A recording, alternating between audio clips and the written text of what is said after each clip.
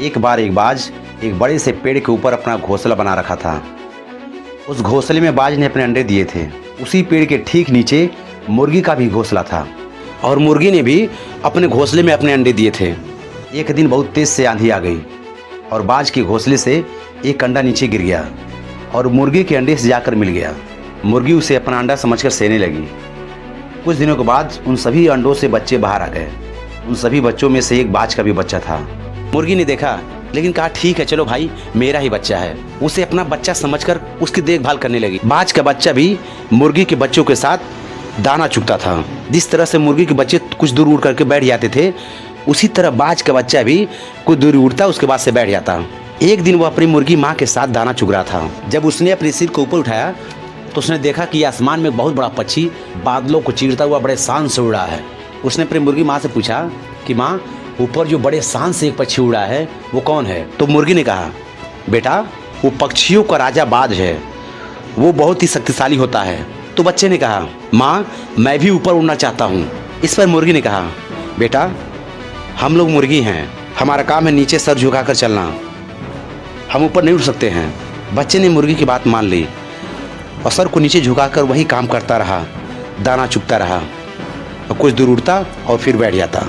एक दिन ऊपर उड़ रहे एक बाज की नज़र उस नीचे मुर्गी के बच्चे ऊपर पड़ी जो नीचे ज़मीन पर दाना चुग रहे थे। वो देखकर हैरान हो जाता है कि मुर्गी के बच्चों में बाज का भी बच्चा है। वो सोचता है यार ये बाज का बच्चा नीचे क्या कर रहा है।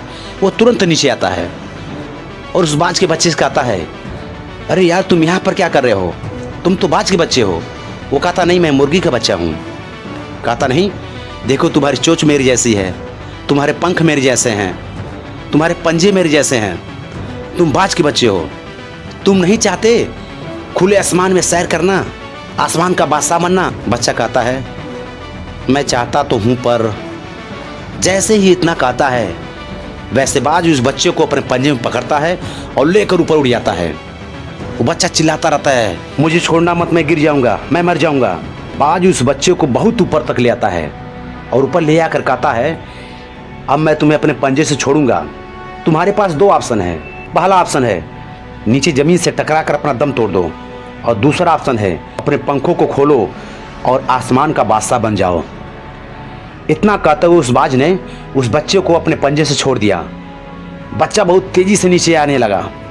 वो चिल्लाने लगा मुझे बचाओ, मुझे बचाओ, मैं गिर रहा हूँ, मैं गिर कर मर जाऊँगा, मैं टकराने वाला हूँ। जैसे वो ज़मीन के नज़दीक पहुँचा उसने दूसरा ऑप्शन चुना।